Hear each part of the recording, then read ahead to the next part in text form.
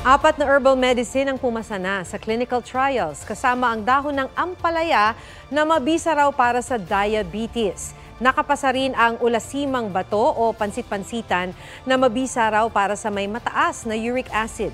Pasado rin ang yerba buena na magandang analgesic o pain reliever. Ang tsaang gubat naman na patunayang magandang gamot sa sakit ng tiyan, diarrhea at para sa mga may bato sa apdo.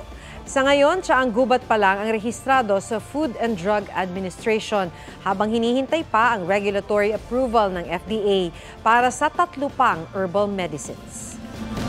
Huwag magpahuli sa mga balitang dapat ninyong malaman.